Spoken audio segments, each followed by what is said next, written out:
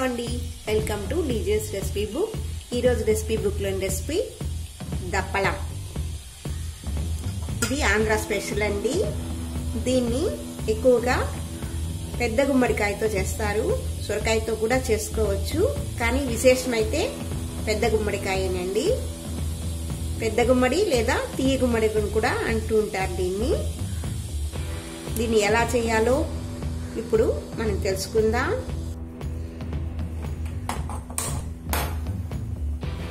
Stove వెలిగించుకొని అడుగు మందం కలిగిన పాత్రను పెట్టి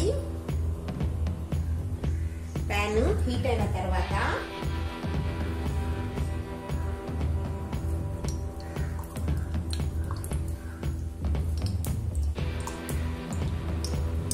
ఒక 6 స్పూన్ల నూనెను వేసి నూనె వేడైన తర్వాత అందులో 1 స్పూన్ ఆవాలు, 1/2 స్పూన్ మెంతులు, 1 స్పూన్ శనగపప్పు, 1 స్పూన్ మినప్పప్పు వేసి బాగా వేపుకోవాలి.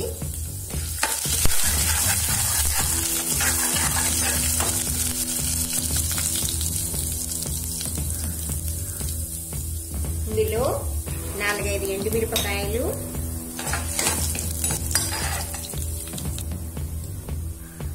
1/2 స్పూన్ జీలకర్ర,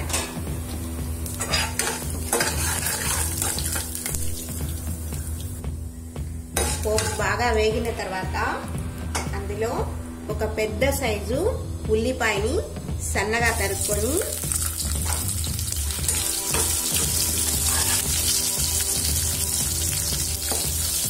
దాన్ని దూరగా వేసుకోవాలి.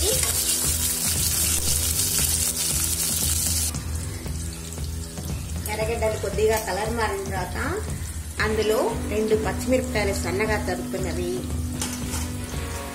ఒక 2 రెమ్మల కరివేపాకు వేసి ఒకసారి మిక్స్ చేసి సన్నగా తరుక్కున్నటువంటి 2 టమాటాలు కూడా వేసుకోవాలి.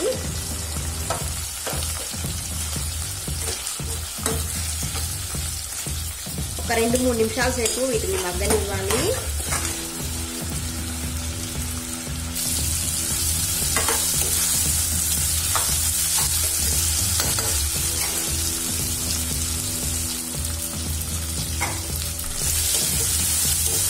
ఇవి కొద్దిగా వేగిన తర్వాత ఇందులో మనం కలిపి పెట్టుకున్నటువంటి తీయ గుమ్మడి ముక్కలను వేసి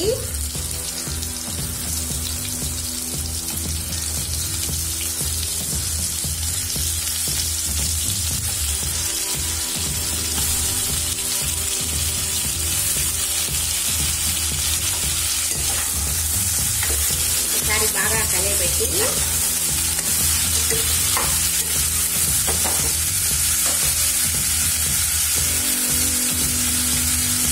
దీంట్లో 1 లోటా నీళ్లు వేసి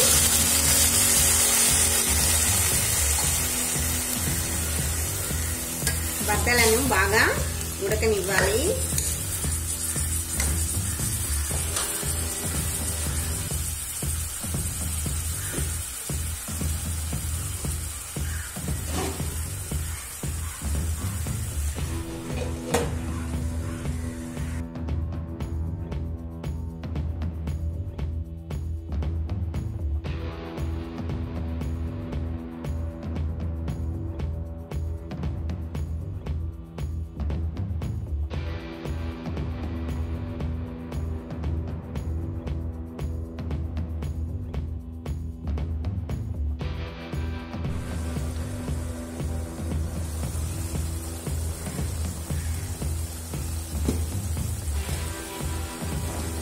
బద్దలు బాగా మెత్తగా ఉడికిన తర్వాత అందులో 1/2 స్పూన్ ఇంగువ, 1/2 స్పూన్ పసుపు, 2 స్పూన్ల కారం, రుచికి సరిపడినంత ఉప్పు వేసుకొని ఒకసారి వాటిని బాగా మిక్స్ చేసుకొని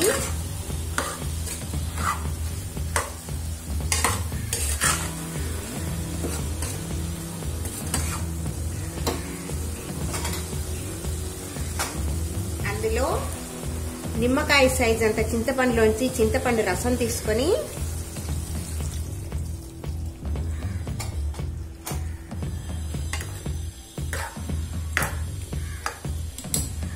అది వేసిన తర్వాత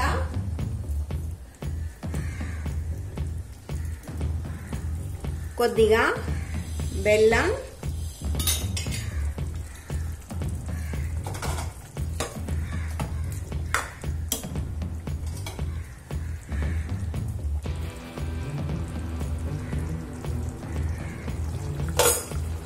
ఒక అర లోట నీళ్ళని వేసి బాగా చిక్కగా ఉడకనివ్వాలి.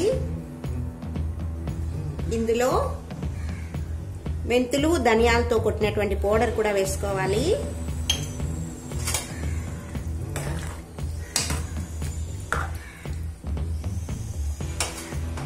ఒక 10 నిమిషాల సేపు బాగా ఉడకనిద్దాం.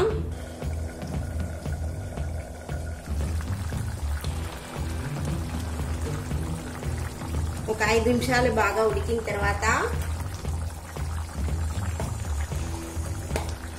ఇందులో 2 స్పూన్ల కొబ్బరి పేస్ట్ వేస్తాం. ఈ కొబ్బరి పేస్ట్ మాత్రం ఆప్షనల్ అండి, వేస్తే చాలా బాగుంటుంది.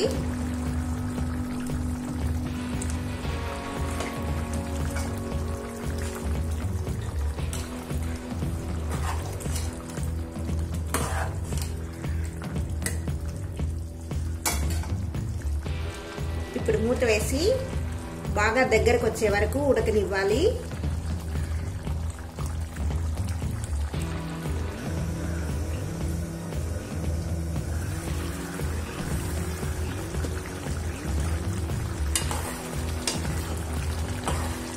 చూసారుగా బాగా దగ్గరకు వచ్చేసింది.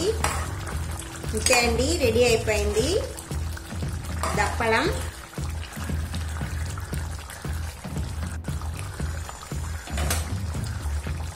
దీన్ని కొత్తిమీరతో గార్నిష్ చేసుకొని సర్వింగ్ బౌల్లోకి మార్చుకుందాం. ఈ వీడియో కనుక మీకు నచ్చినట్టయితే లైక్ చేయండి, షేర్ చేయండి, సబ్స్క్రైబ్ చేసుకోండి.